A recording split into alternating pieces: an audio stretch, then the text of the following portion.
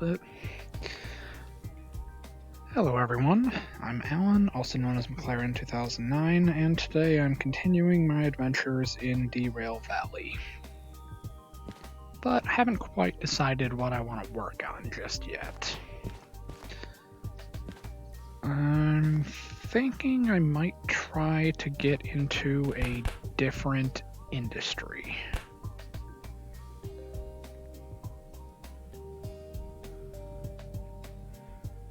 Thinking I might try to get into steel and steel, iron, coal, stuff like that. Stuff I haven't done much. Oh, perfect. Alright. They don't pay a whole lot, but they get me to the coal, or get me to the steel mill. So that's probably what I'm gonna do. Oh, this is 1,100 tons. Sweet, so I will definitely need both my locomotives. Alright, let's grab these right here. There's one, there's two. Alright, E7, E11. Okay, they're both going to the E track. This is going at the back, this is going at the front. They're the same thing, so it's not going to matter too much. Alright, let's get my pocket watch started, because that's like my good indication of how long I've been doing this. Alright, let's go get some locomotives.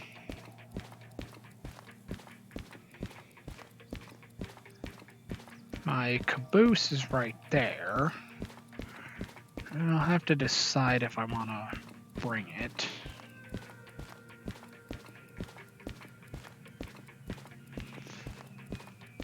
But the plan is I'm going to run over to the steel mill, and in theory I should be taking something up to the iron mine, the coal mine, something of that nature. Either way, we're going up into the mountains. And as we can tell from these loads, it's going to be heavy.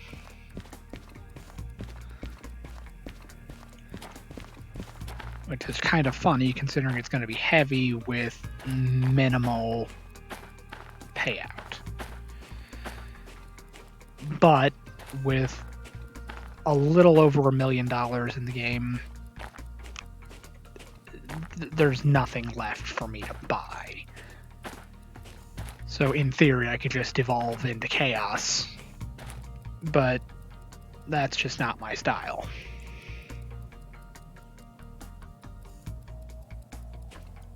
So let's get 77 or 76 and 77, because those are my preferred locomotives. And of course I left my map in here. Didn't bring it with me after I shut all this down.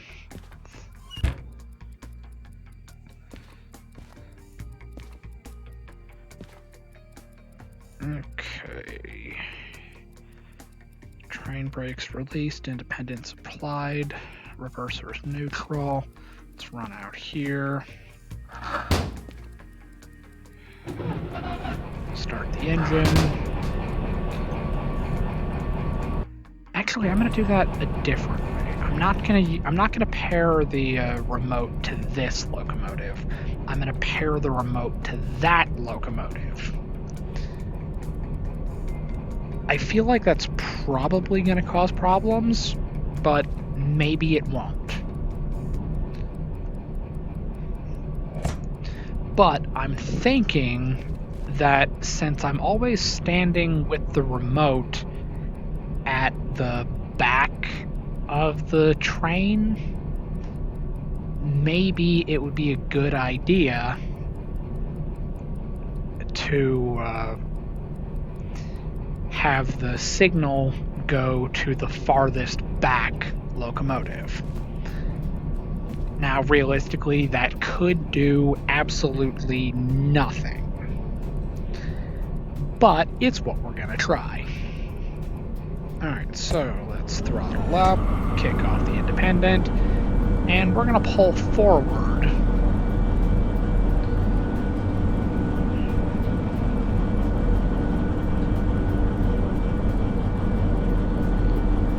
Now, really, what I could do to try and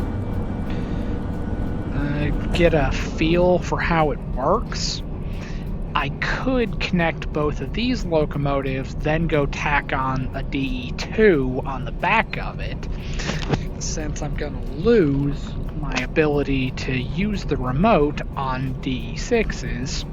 So I could pair the remote with a DE2 and then slap it on the back. And then, since it's easier to start, I could just have it off as like dead weight when I actually make the journey to the steel mill, and then only turn it on when I'm actually switching cars inside of the yard. That seems like a pretty reasonable solution, in my opinion. Alright, let's stop right here. Neutral reverser. Alright, so now we got enough room that we can hook up the second DE6 on a straight track, so we won't cause any problems that way. So let's get 77. Just out of curiosity, what one's over here? 47... 53, 93, and what is our little DE2 over here? 71. I mean, it is in the same number range. So if I'm determined to keep everything in the 70s, it does work. Alright, let's turn this on. Let's go back here, flip these up. Alright, let's go fire up the engine. Alright. That's running. Reverser forward, throttle up. Bad idea. Wait until we get air.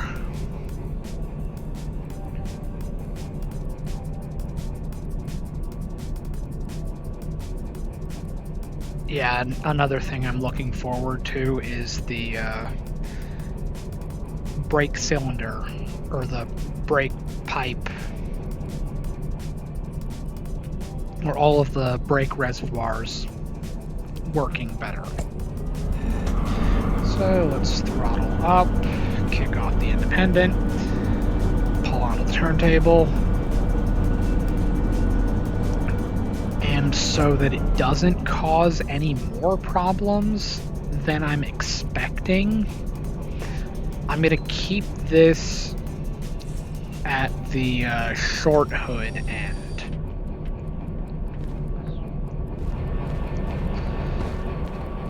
So they're facing the same direction. Now the MU cable automatically translates whatever buttons you press between the locomotives, so that if I touch the controls in this one, it moves the controls in that one. So it kind of makes it a little bit easier in that regard. But if I have it, say, reversed, the reverser is going to be backwards, and that's just a extra step in the process that I am just thinking is going to cause problems. I could be completely wrong about that, and it could cause no problems whatsoever, but that's what we're going to do. So, throttle up, kick off the independent. And let it speed up a little bit, and kick off the throttle. Alright, now we're going to ride it out.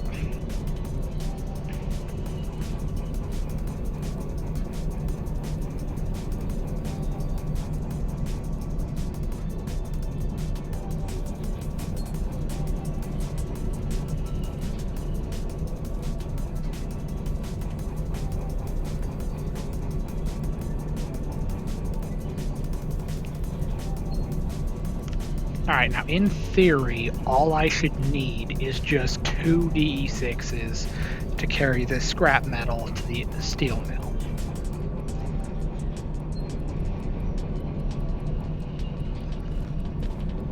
So we're going to find out if that's true. Alright, we are currently going about 7. Well, 2, 5, or 3, 5, 7 or 8. Alright, so let's slow down a little bit.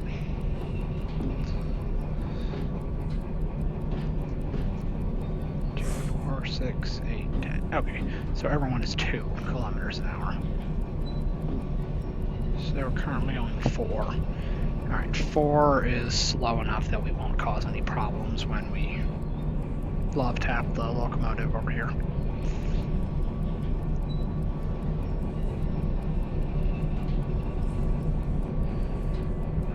Alright. And fully apply the independent. Neutral the reverser. And let's get these coupled. Alright. Rear to the front, because the game seems to like that better. Alright. Now, we are going to climb up into this cab.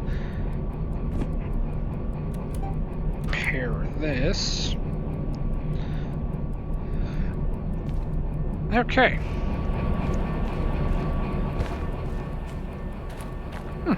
That actually works out. Okay.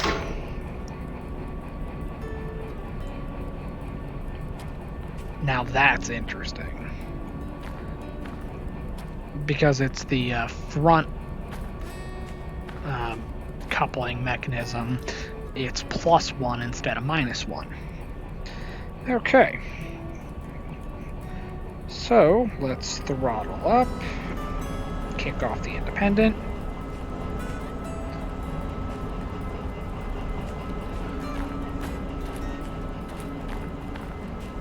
Alright, so now when I'm actually in the cab, I'm going to be controlling from the lead locomotive, but when I'm outside of the cab, I'm going to be controlling from the rear locomotive. And since they're both facing the same direction, I don't imagine that's going to cause any problems. Keep an eye on that.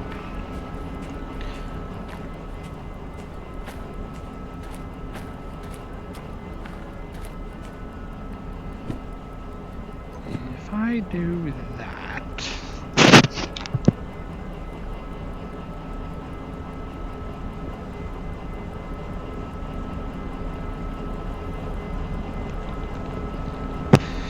Alright, so I'm just gonna have an automated thumbnail. Alright, E7... E11... Alright. Let's speed it up a little bit. I don't even think we're in neutral yet.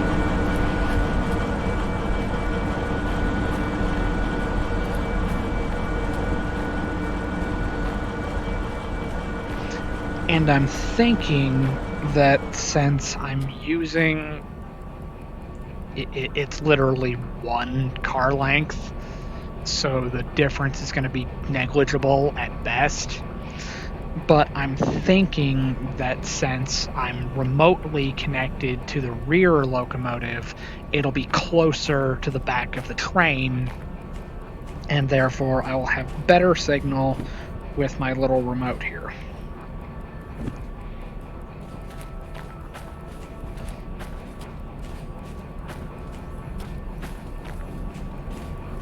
Oh, and the E-track is not lined up. So 11 should be over here.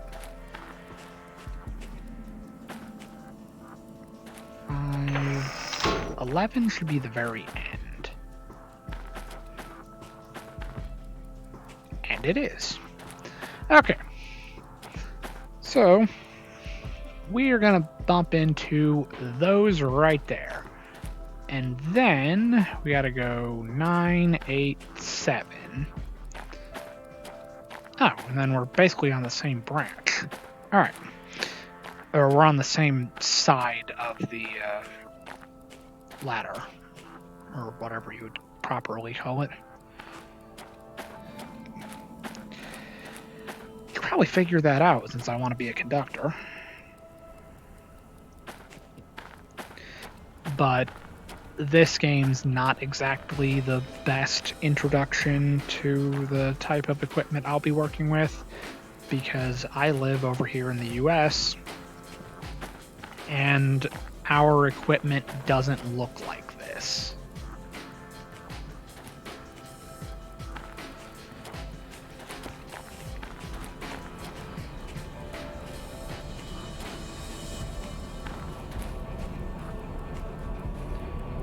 And I think this game's more like in the 90s Eastern Europe kind of thing.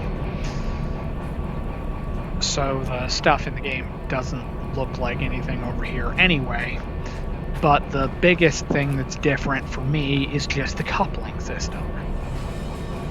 I'm used to the interlocking knuckles that we have here, and I've never seen the chain and hook system in here.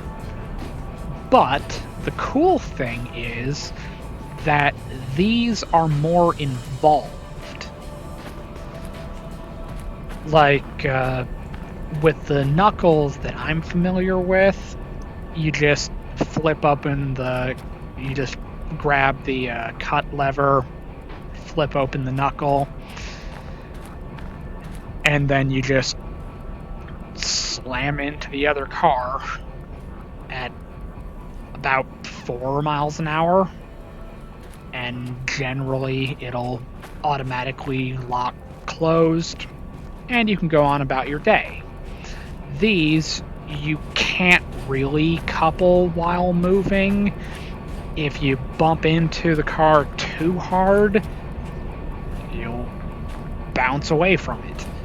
So you want to hit it really, really slow, stop, lock the brakes in place, then go back and tie over the hook, or tie over the chain, and then tighten it down.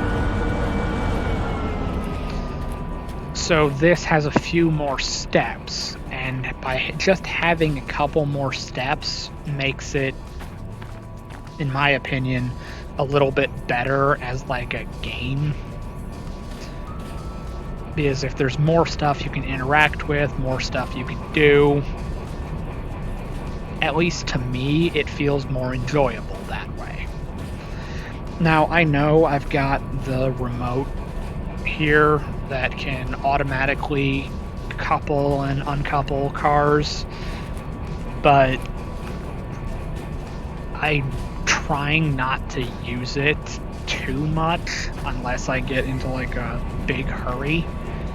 Alright, now let's get this down below 5.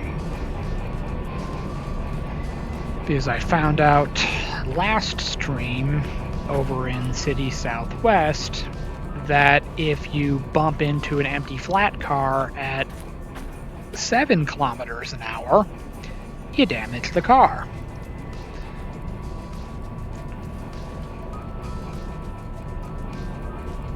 So my original assessment that as long as you're around about like 5 miles an hour, so I figure you could convert it.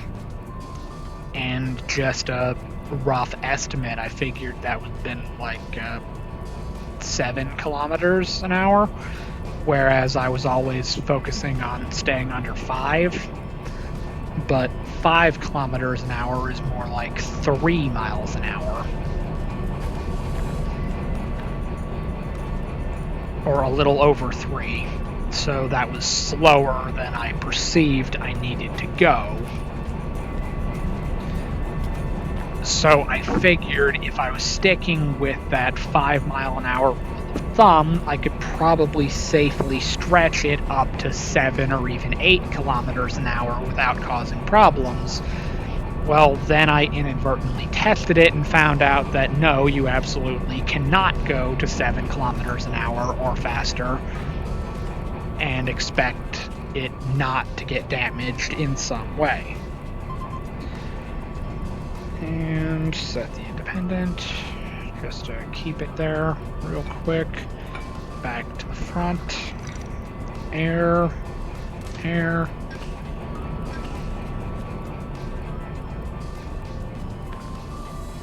Alright. 783 and 267. Alright, this is 267. And this is listed as a gondola.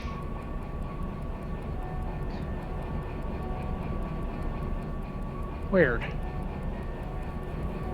I've worked on gondola cars, and this isn't like any I've ever seen.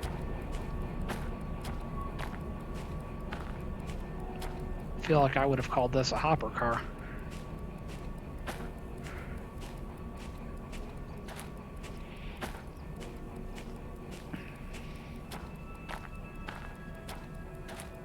Actually, nah, I'd probably still call it a gondola. It's just the ones that I'm used to. There would be like a basin kind of thing down here. All of the pipes and brackets would be on the center sill like they are here. But the center sill itself would be like 14 inches across, maybe. I could be wrong about that. It might be a little bit bigger. Might be closer to like 18 inches, maybe. And then these would be like across it. And the center sill would just be like this kind of U-shaped beam running along the entire length of the car. And then like these brackets are actually the things that I specifically installed in the factory. The first position that I was assigned to, I literally welded these on. And then later on, as I got more time and experience, I started installing all of this other stuff. I've built the trucks before, I've hung the walls, bolted on the rails, grab irons, all that fun stuff. Basically, I have done a lot of stuff with train cars, but not with locomotives. But I absolutely loved working around the cars, and it was like the coolest thing ever.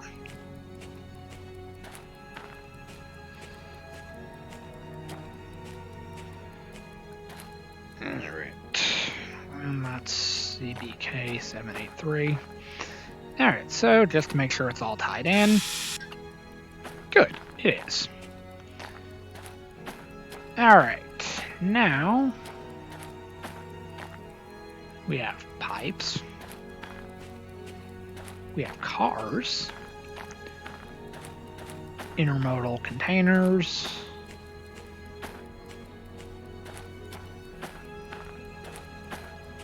Pipes are cool.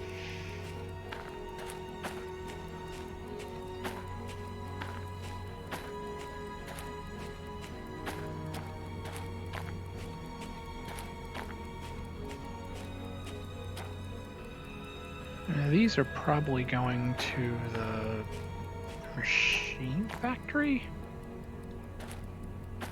It's hard to say. Alright.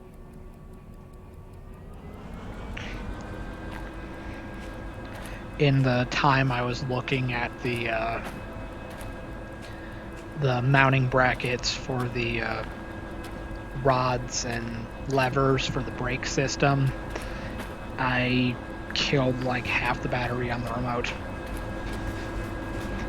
So that might be one thing that I'm not looking forward to about the simulation update, because they basically said that with including a day-night cycle, they're going to have a battery-operated flashlight, and it's going to have a solar recharging system just like this has. And that's great, except I'm worried the battery's not going to last long. So we're going to have to use the flame lantern that they're giving us, because the flashlight's going to be dead.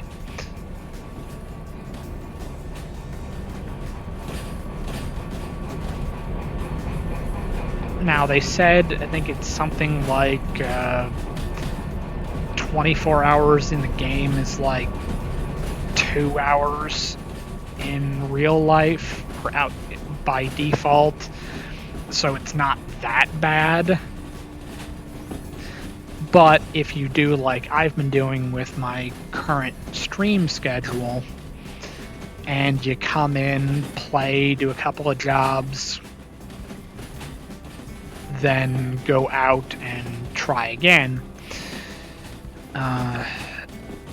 it's like go out, then come back, pick up where you left off. If you had to use the flashlight because you went out to couple some cars in the middle of the night, your flashlight's dead, and then you pick up where you left off, and time never progressed while you were logged out. So your flashlight's still dead. And you gotta hope the battery lasts until daylight.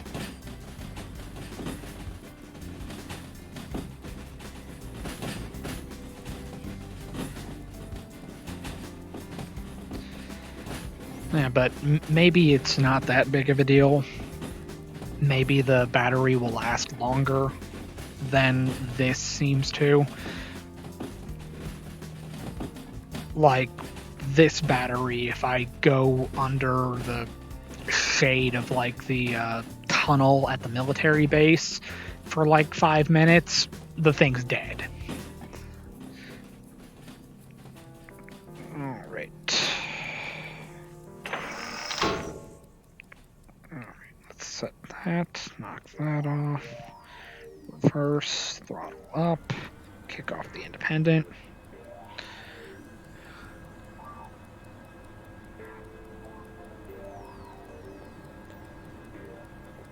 Release the train brake, apply the independent brake, apply the release train brake, apply independent, apply throttle, release independent. That seems like a pretty good rule of thumb that I picked up from the tutorial in Train Sim World. But I have to specify that I picked it up from the tutorial in Train Sim World 3, because somehow Train Sim World 2 never taught you that. Or at least it didn't on any of the routes I played on. Which is why when I left a review for Train Sim World 3, I commented that it pretty much fixed all of my complaints that I had about 2. Granted, I've still got some complaints about 3, but that's a whole nother thing. No, not that.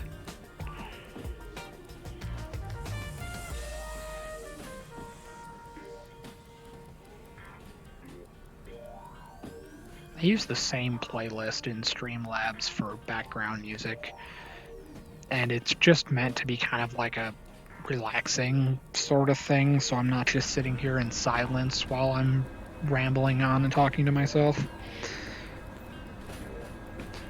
But it's just interesting that when I took a moment to think about it for a second, I was just like, the saxophone kind of made it seem like we're romancing the train or something, and it's just like, I don't know if that's the way we're trying to go. I'm just trying to haul some scrap metal to the steel mill. Let's not make it weird.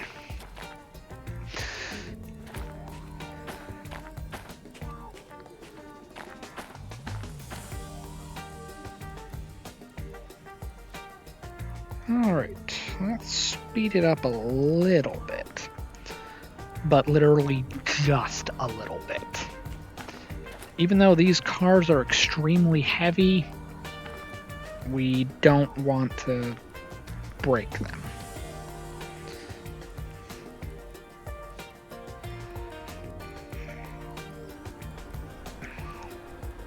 It's actually pretty handy that both of these cuts of cars were over here on the E-track.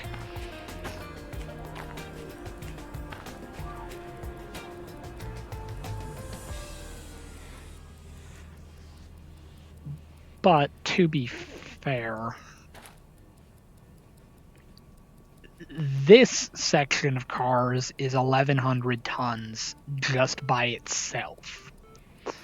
It's going to be about 1,500 tons, and we're going to find out very soon if we even have enough power to get out of the yard.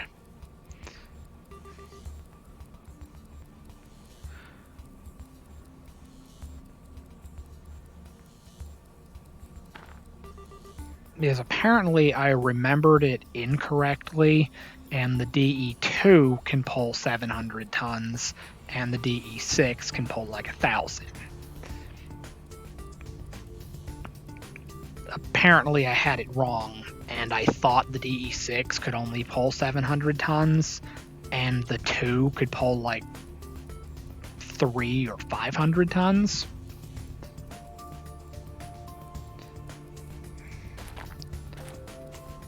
Alright, let's get over here.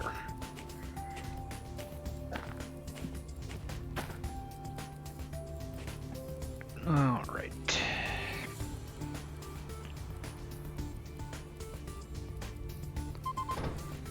Alright. Independent. Alright. Let's get this coupled in. Brake line. Or brake line. The hoses that you connect for a truck are way smaller,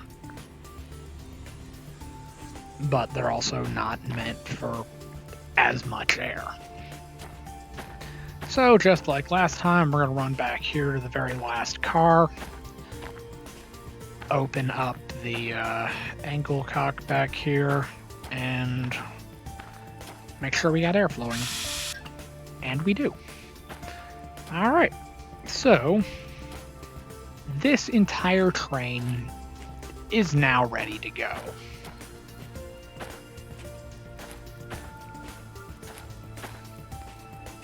In theory. Alright. So let's turn this off, put that away. And we need to get this. Oh boy. This is going to be fun. Alright, so this one we got to pull forward. It's like we got to pull forward through the steel mill, and then back up into those little side tracks underneath the overhang by the mill itself, whereas these ones are just getting dumped on the inbound track. All right, so this is going to be an interesting delivery.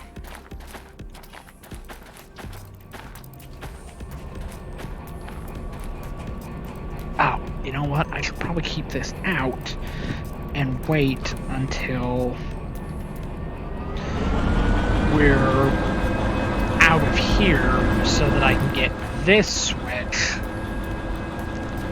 lined back up to go towards 11 and get this switch lined up back towards the main.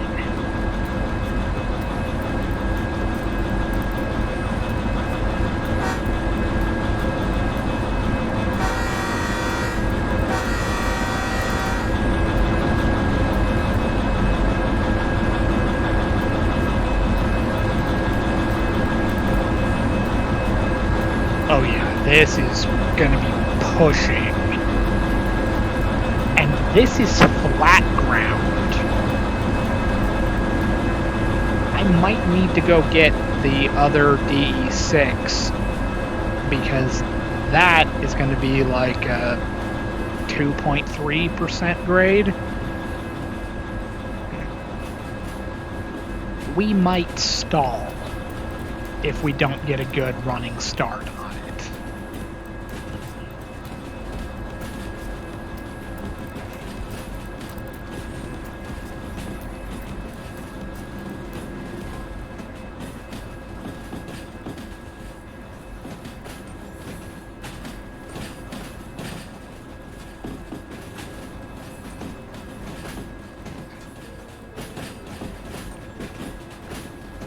So I'm thinking I might need to just leave this running and just teleport onto the crane.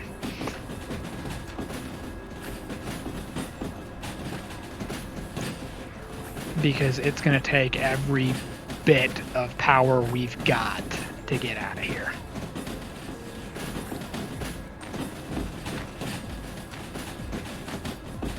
Because the funny thing about that whole tractive effort is it goes down when you start going uphill.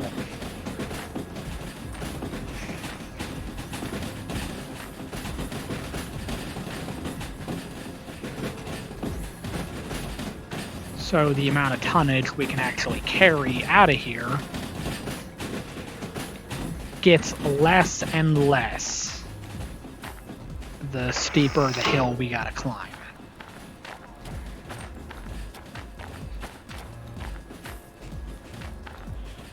Alright, so we're back aligned for the main. Alright.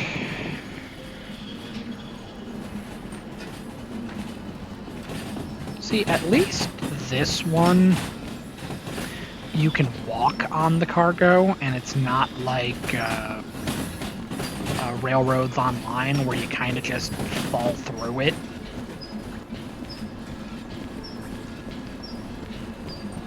And then Train Sim World, you can't even get on top of the car, you can just hang on to the side. I mean, you can get on top of, like, box cars and tankers and stuff like that, but only on the areas that actually have designated walkways.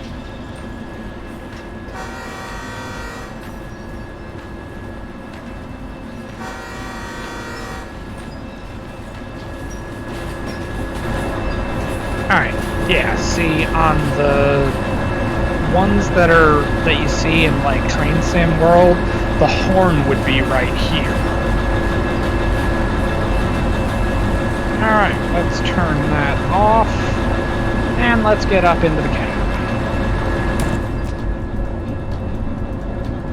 Alright. Let's drop that down there.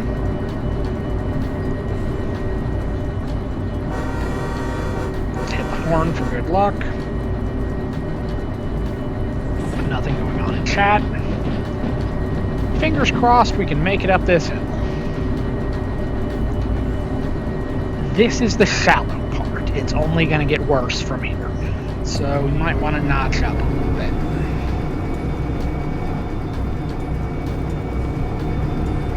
Now, my same rule of thumb generally applies. I want to go through this area at around about 35, so that we're still under the 40k zones. And there are a lot of 40k zones on this trip. But we have the added problem of a lot of weight that's not worth a lot of money. But we're trying to branch out and try new things. Alright, let's speed up.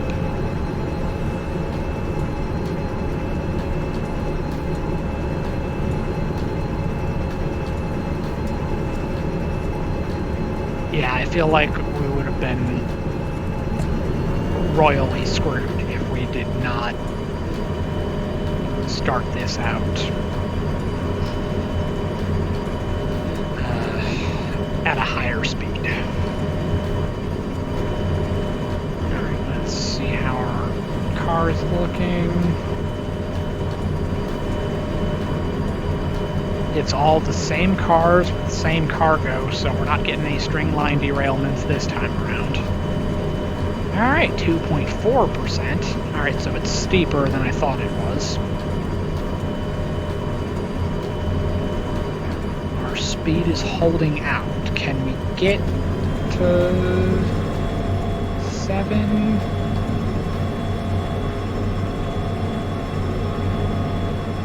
Alright, we are making this climb.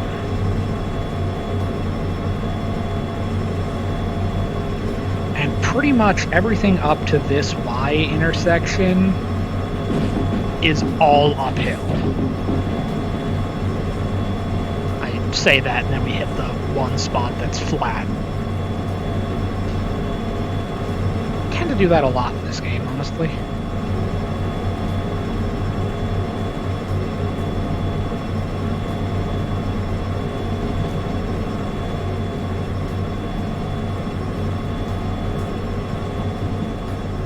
But the problem is, with pushing the engines this hard, we are going to burn a lot of diesel.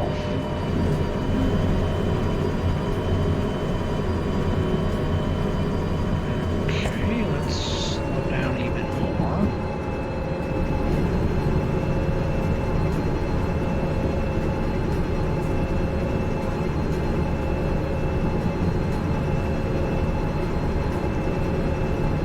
I don't want to risk hitting the automatic brake if I have a choice.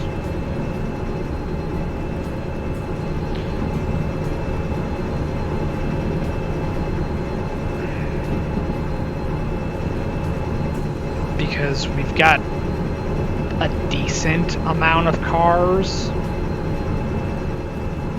and a considerable amount of weight.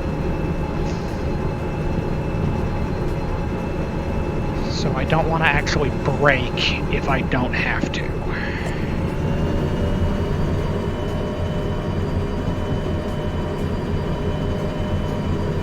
We want to keep whatever speed we can get on this hill.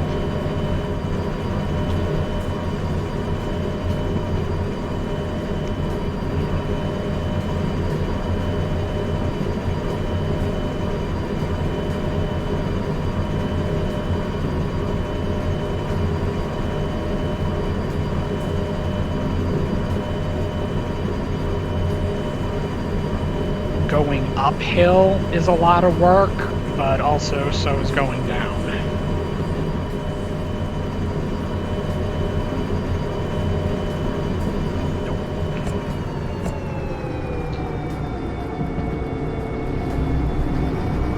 Going downhill kind of keeps you on your toes because you gotta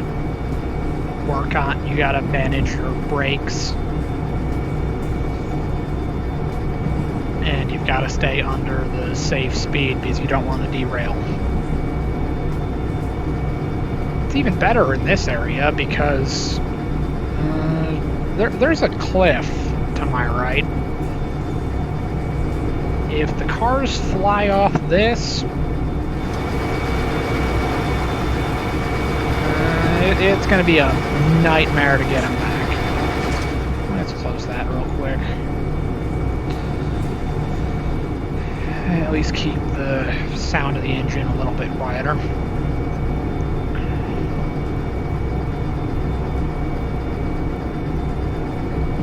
At this point, I don't even know if you can hear the background music over the sound of the engine revving to high L.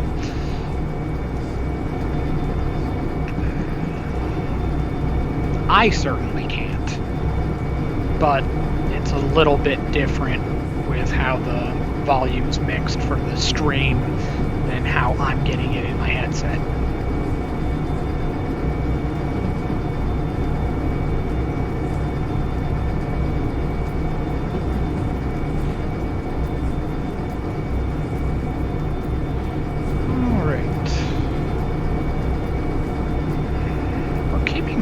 Good speed, so we're not doing bad by any stretch of the word.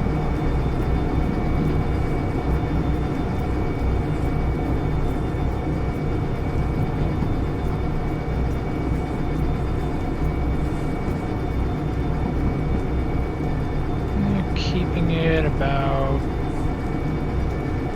500 RPM. Which actually isn't too bad, considering how... I mean, I guess we're only in, like, notch 3 or 4.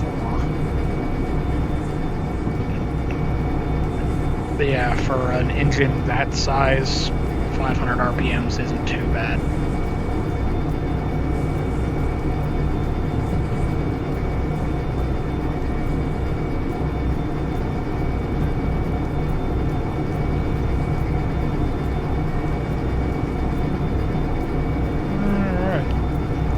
Go through this tunnel.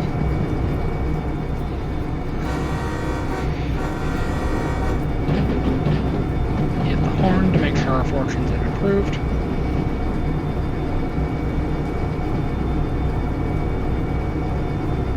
There would be almost no reason to go forward that way.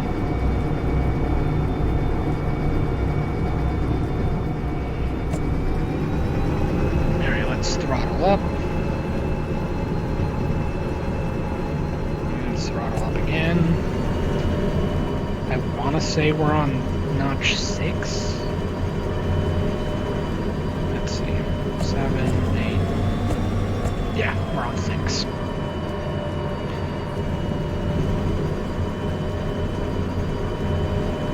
It would be nice if it showed it, but it doesn't really matter. That's like the most trivial of complaints.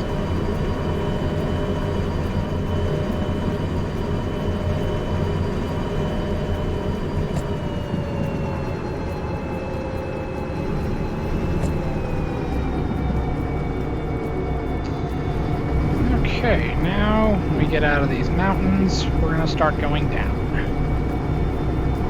And then we got to pay attention because the last time I was coming from that way, and this time I'm going this way.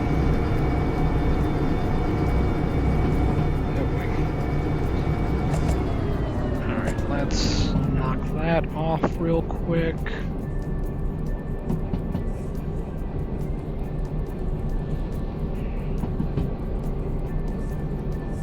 And don't have the caboose with me, so I don't know if I'm clearing the position all that much. Let's give it some brakes.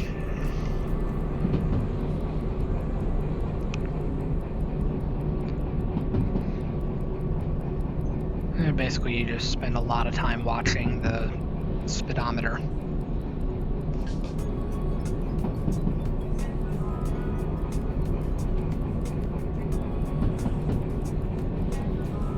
Even though the game's not as strict as it might seem, you'll only derail at speed if you're going like really fast.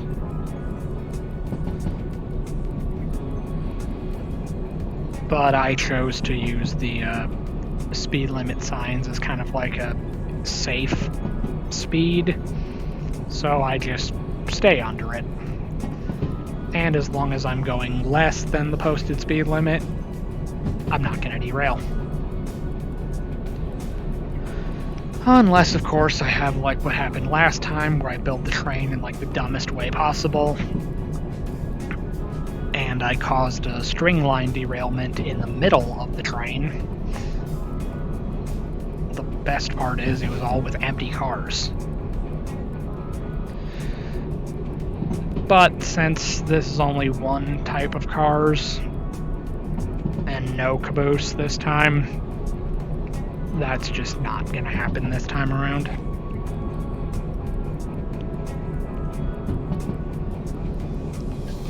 We can go 80 through here.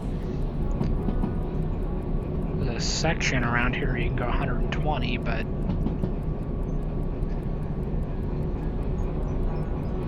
I have yet to even try going that fast.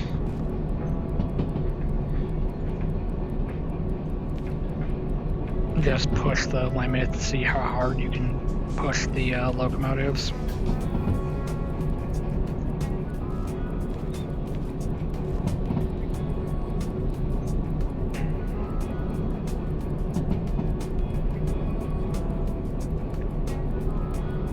Yep, 120. But we're going 40 because we're carrying something in the ballpark of 1,400 tons, which doesn't seem like a lot, but we've only got 2 locomotives.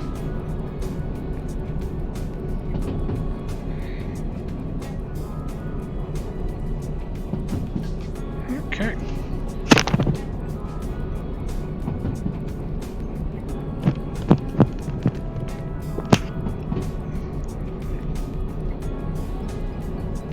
Alright, making progress.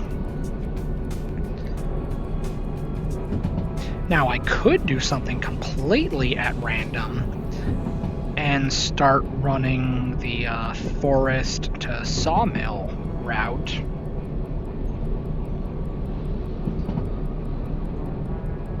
Because I don't think I've ever been down there. Had to go to these side tracks when I was trying to find the handcar and the caboose. Don't remember which one was where.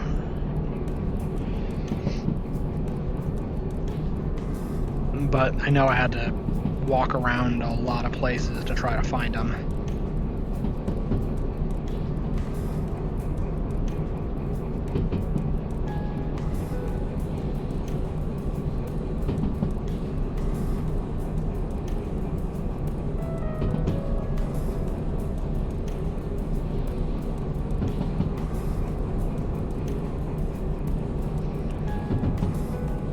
Where do we refine oil?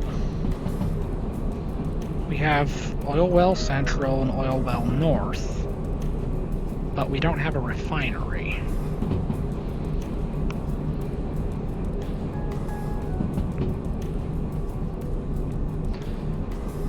Like, we have iron mines and coal mines, so it only makes sense that we have a steel mill.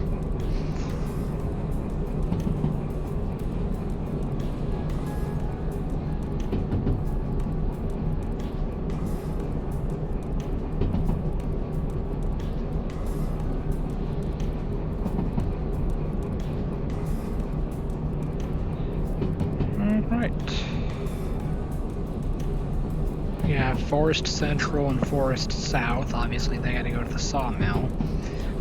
But I don't know where the wood goes.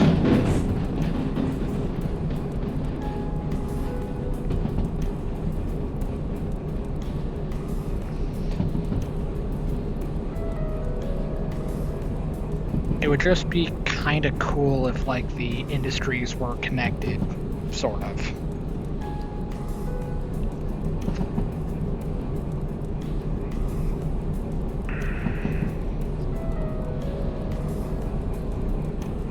But apparently I'm weird anyway, because I'm one of, like, the last surviving people that has never modded the game.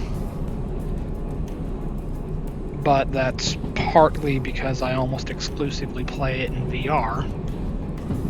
And VR doesn't seem to like modded stuff from what I've heard. But I don't know, I've always just kind of enjoyed the game as it is. I've never really felt compelled to try to mod it or change anything. Alright, now it's going to be interesting because when we actually get to the steel mill, it goes down to about 50 in that area. So let's keep it under 50 before we get there. And since we're going downhill, we're going to be naturally speeding up a little bit.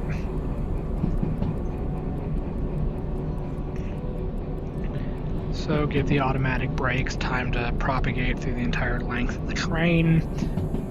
And we're already built back up to full pressure because I barely even cracked it open, so not even like initial reduction.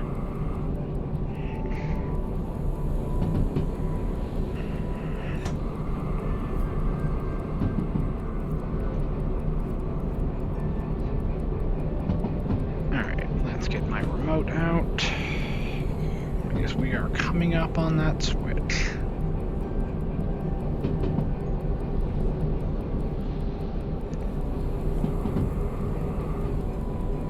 Otherwise, I have to stop and go flip it by hand.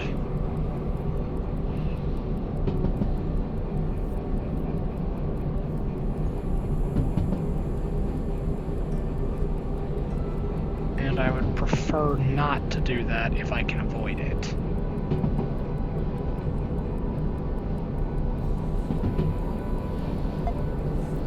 Okay. And let's apply more of that.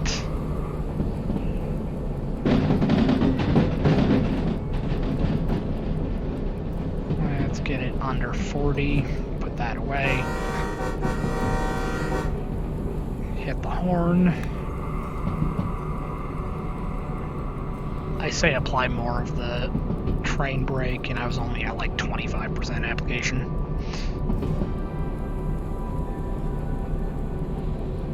That wasn't even close to like emergency stop application.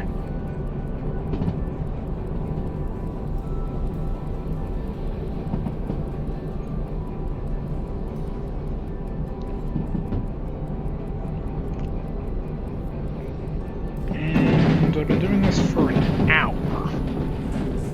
So more than likely I'll get these backed up, and then I could probably go over to the maintenance yard and do the repair or do the refueling.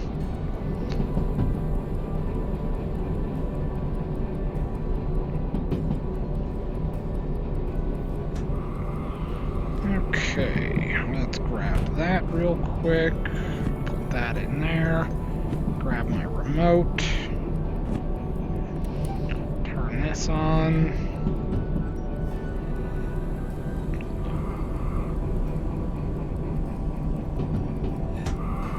Okay,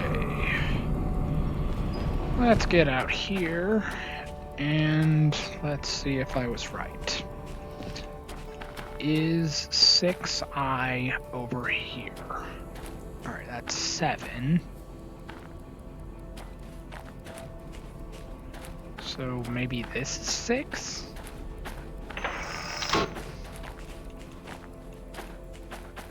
Yeah, here's 6.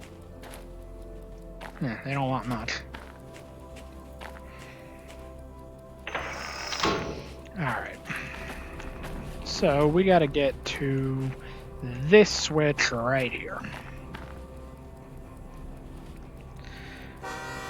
Hit the horn, because why not?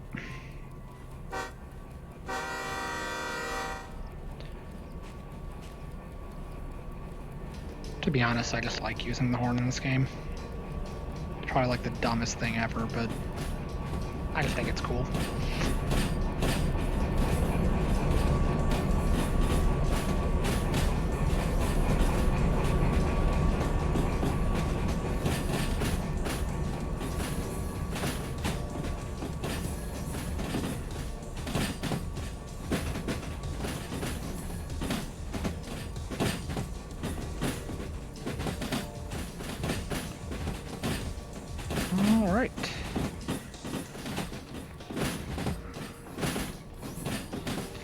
Alright, all we gotta do is just shove the 5 cars into there.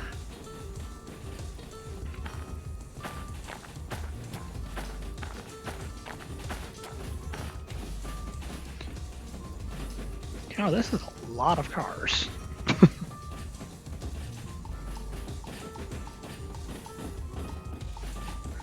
I guess we'll know soon enough if I was far off about the whole having a better signal using the rear locomotive for the remote.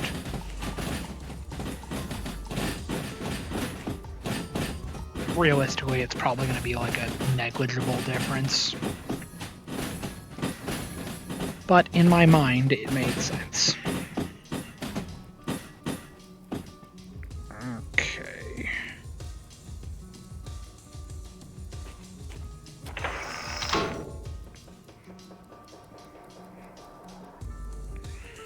Okay, turn that off. Reverse. Release the independent. Because I think there was a hill down there.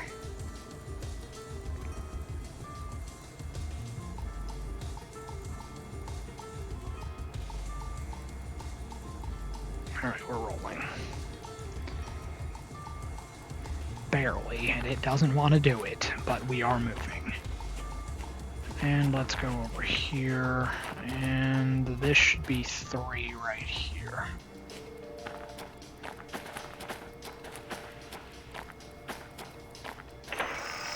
And we'll get that aligned.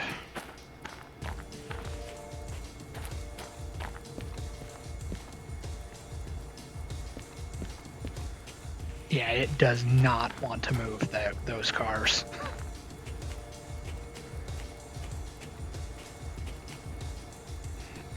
1,400 tons apparently is a lot to ask of these locomotives.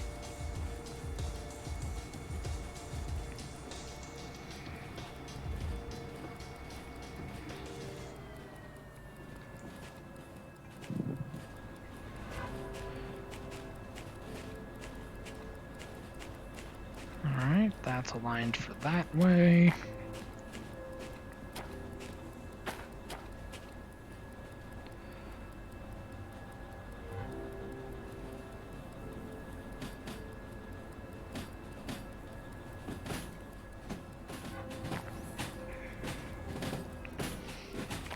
And let's not go full speed into the abyss.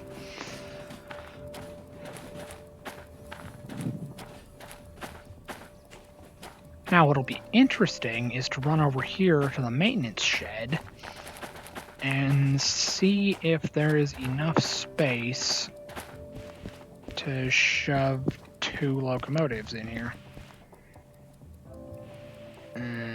Maybe. We'll give it a shot and see what happens.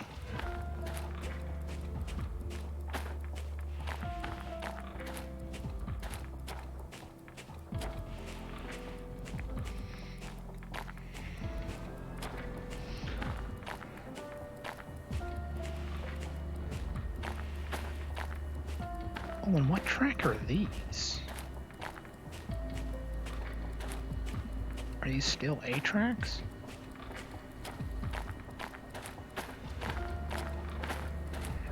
A3, A4.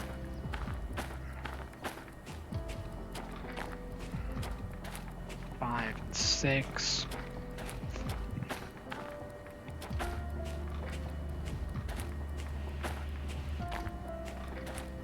Now what's going to be interesting is we're going to have to push these almost to the bumper.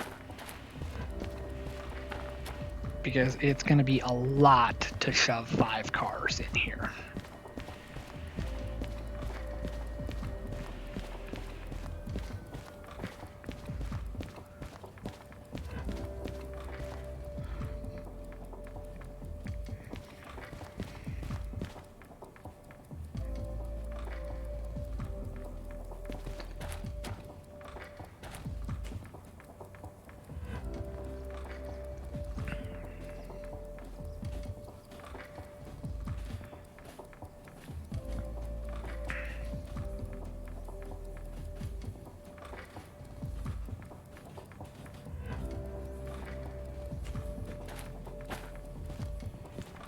Okay, let's start braking.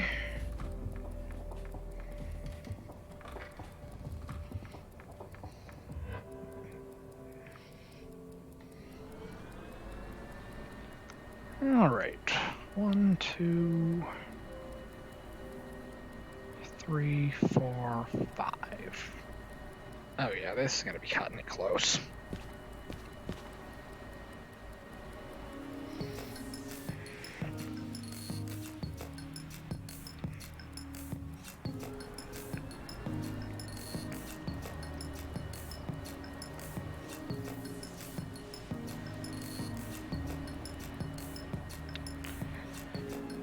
Alright, there's 3. This is 4. And that's 5. Should be CBK 230.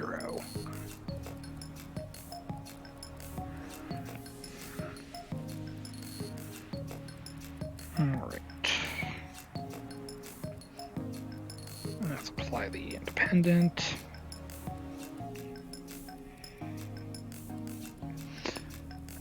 Alright, this is 230. Alright, cut off the air. Disconnect that, disconnect that. And let's go to the station real quick. I guess there's not a back door.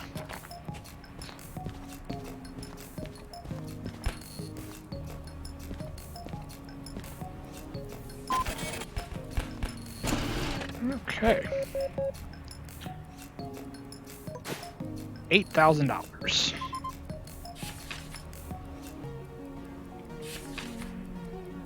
It's supposed to take 21 minutes. I took 65. Sweet. Alright. So, let's go forward.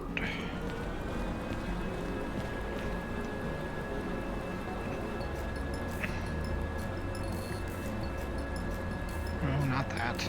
This thing. Alright.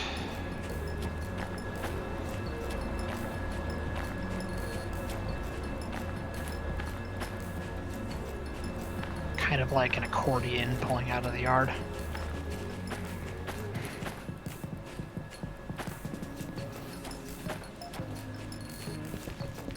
I don't know, I guess I could have fit like 2, 3 more cars in there. It's best not to risk it though. And try to get it as close to the sign as I can without fouling the adjacent track.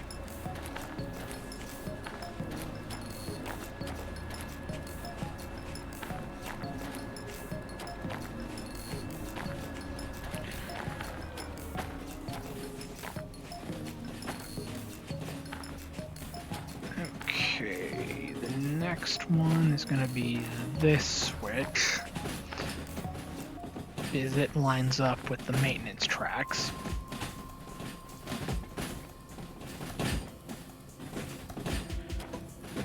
Alright.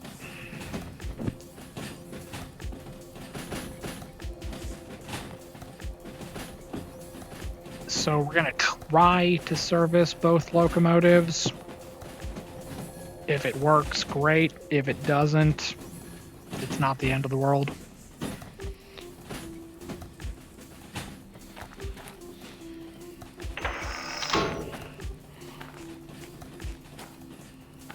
Alright, and there's A7L. Oh, no, I need to be on this side because that's the switch right here.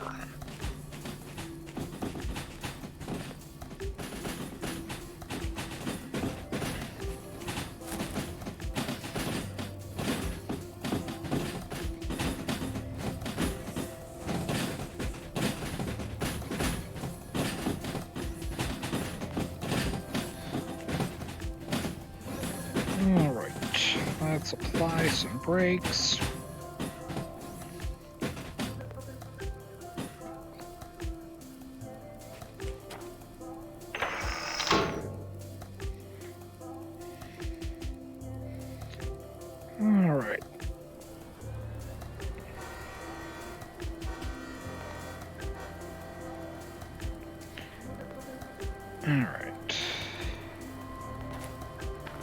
And we're going right.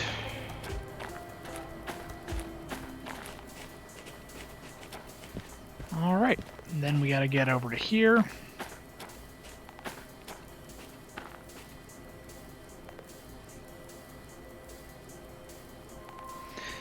Alright, it's not as bad. We lost some of the weight. But we still got 1,100 tons, as you can see right here.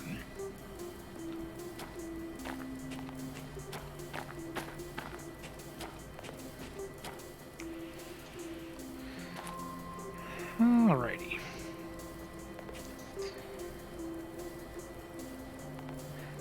I guess it at least sort of makes a difference, and we have, like, reception for, like, a split second longer.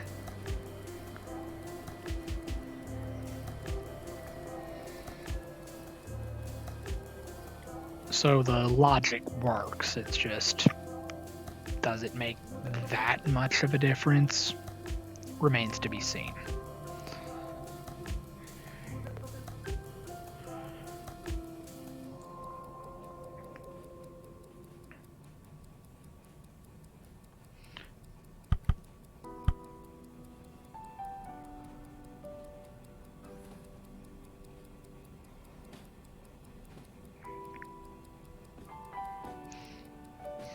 Alright, we gotta speed it up a little bit.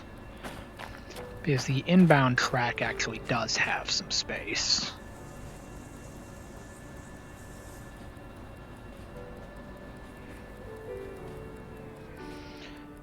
But we also have a lot of terrain. That is 19 cars.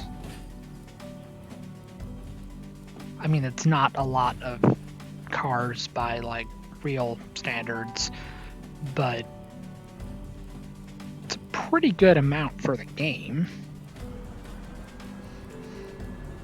At least in my opinion.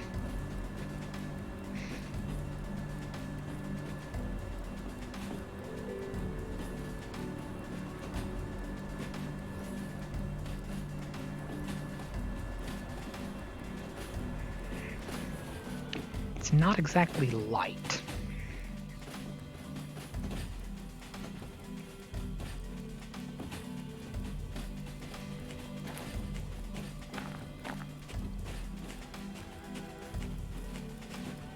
And then I should probably be on that side.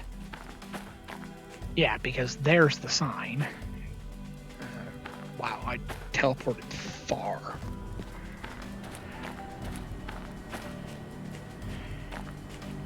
Just straight up yeeted myself across the yard. Alright. So this is the sign.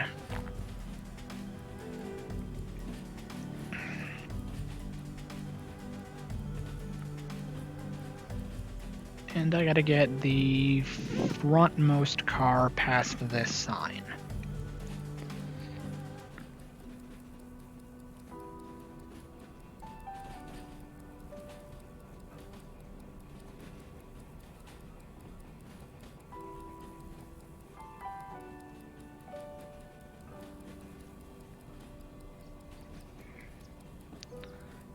Five, 4, 5 is right there. Alright, we're down to the last 6 cars.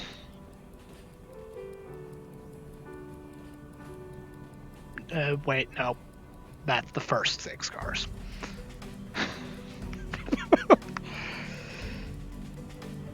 Definitely overestimated how much I accomplished.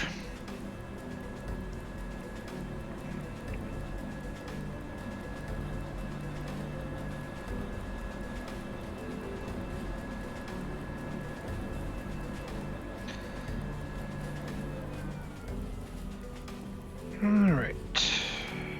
Doing this for an hour and 20 minutes.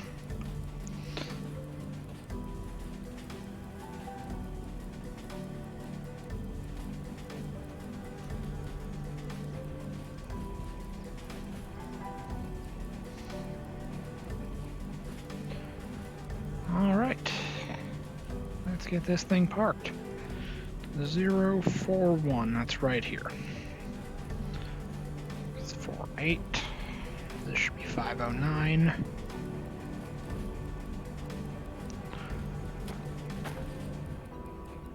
Alright, 3 cars.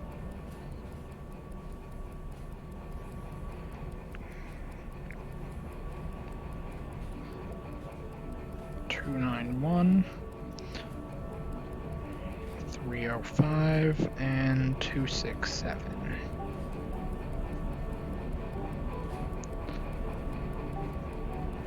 Alright, 1 car length.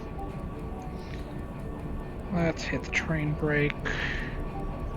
That was a stupid idea.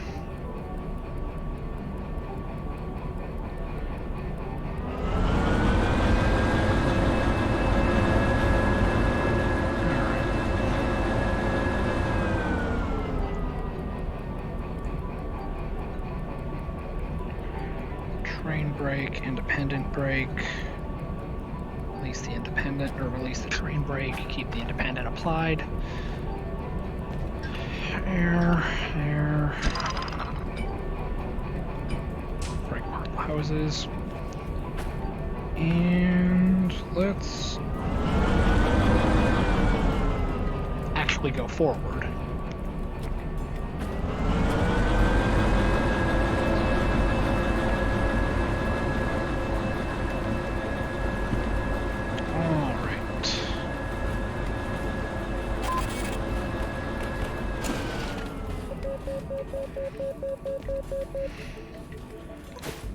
And alright, so we got approximately $32,000 from this endeavor.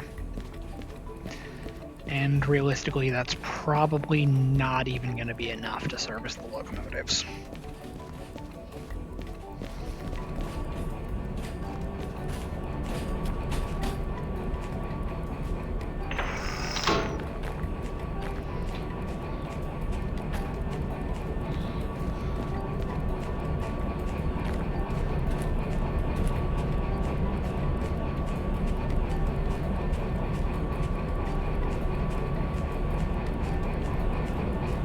I mean, we might be fine.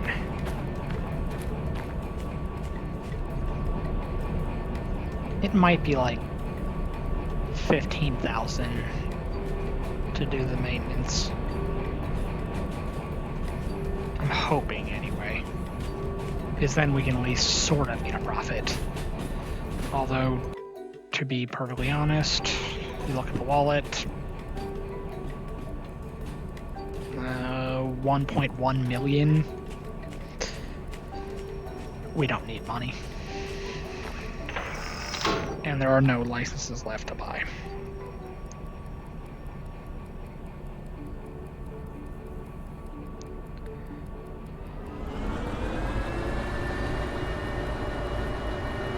But I gotta maintain this profile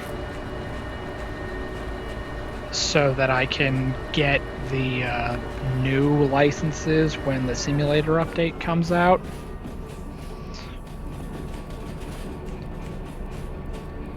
That way I have them unlocked for the sandbox mode.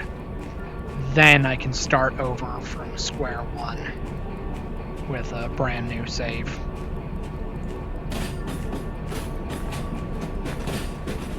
Because I really want to try out the sandbox mode. Because I don't really do much kind of like messing around in this game. I kind of just play it seriously and actually work on the jobs.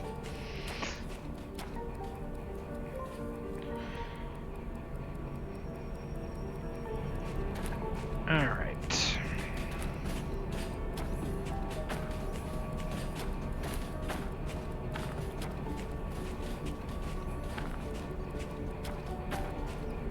Alright, what do we got on parking over here?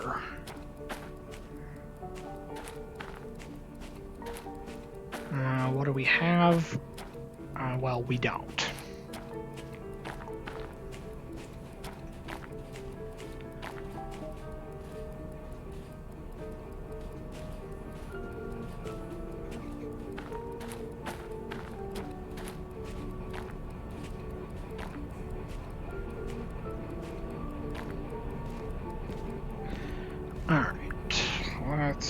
brakes a little bit, so we don't slam into that buffer back there.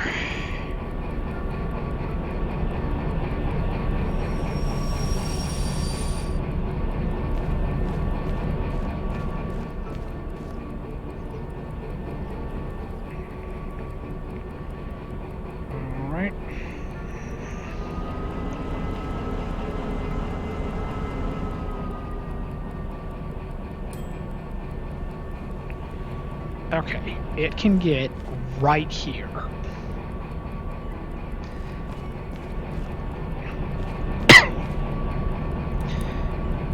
Alright, let's go up into here. Oh, wait, no, leave that alone.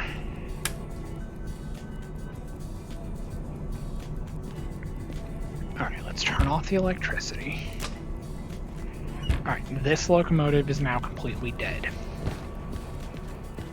So, let's fuel it up.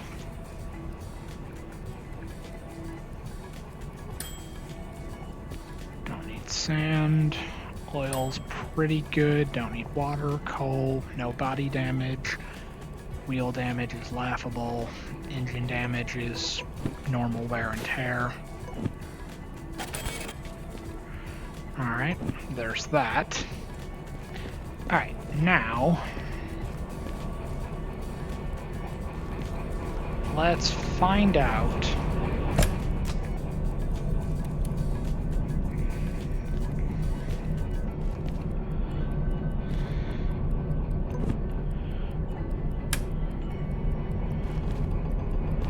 Alright, now this is going to be a bit of a gamble that I don't think is going to work out. You know what? Let's not even try it.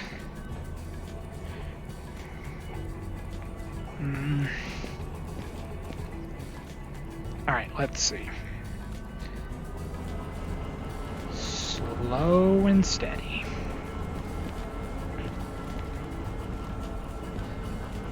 Alright, let's see if we can avoid hitting this bumper.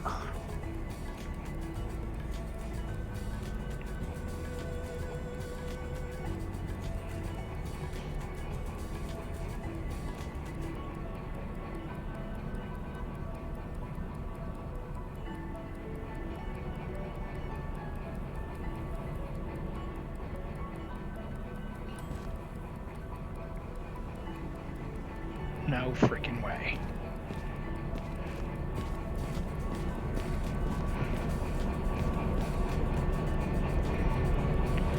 Alright. So, good news. We can service both locomotives at the steel mill.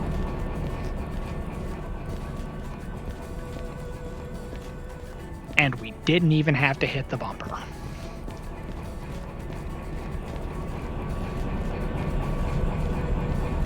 No, get in the cab.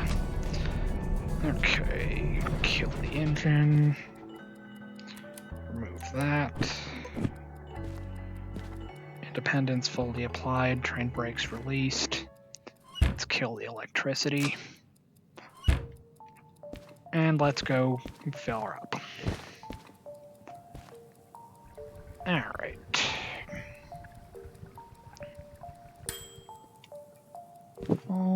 Full.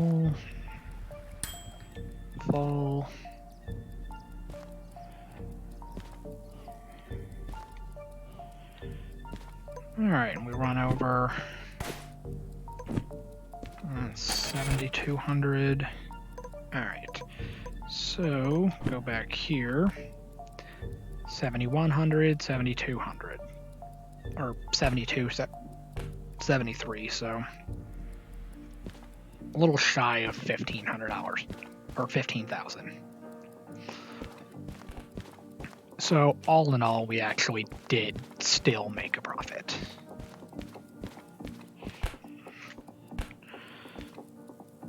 All right, let's run over to the station, pay our environmental fees, and see what we have here, because that's probably what I'll work on next stream.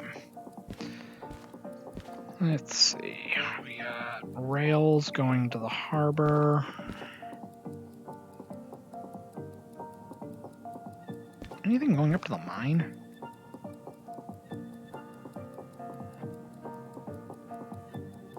No, actually.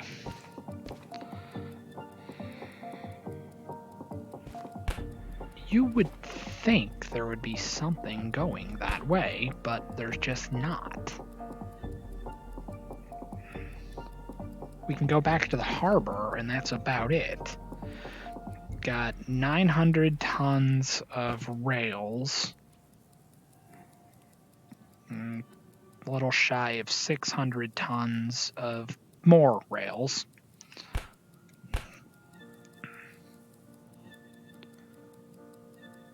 And yeah, that's about it. We've got a freight haul going to the machine factory. But that's such a weird trip. Got a logistics haul going to the steel mill, or going to City Southwest. Got this going up to the goods factory. I think cars might come from there. Maybe. So yeah, there's not a whole lot going on here at the steel mill. Alright. Tack on an extra $800.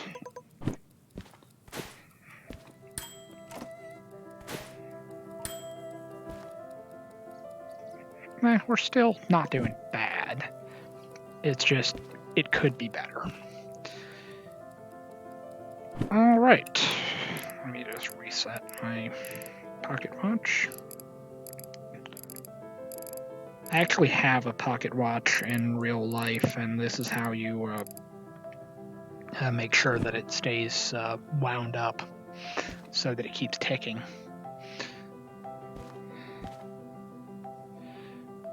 But I don't use the stopwatch in the game to tell the time. I don't use it to tell time. I use it as a stopwatch to see how long I've been streaming.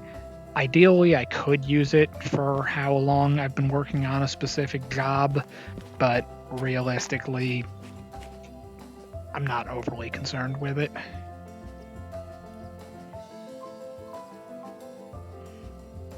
Alright, so if I do those jobs going back to the harbor,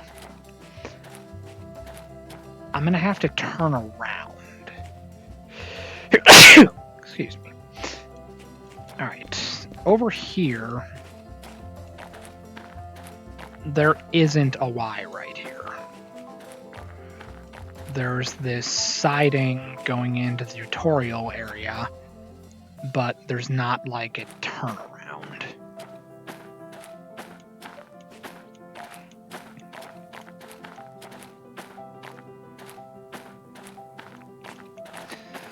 So the best option if I want to go back to the harbor would be to pull out, back up to the these two cuts of cars here, back out, go this way, flip this switch back down to the Y. Oh no, that's such a bad idea. It's not bad here, but it is bad here. Or more specifically, it's gonna be bad when we come around here. Yeah, see that?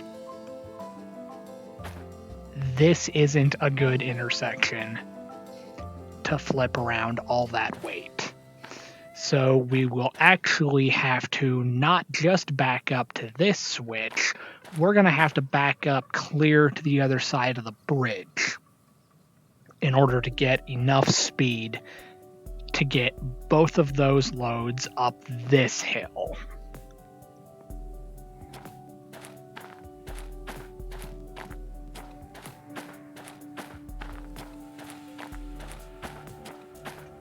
Yeah, that's not going to be fun at all. So that is going to be tomorrow's problem. Or if I keep up my weird streak of streaming multiple times a day, that could be later's problem.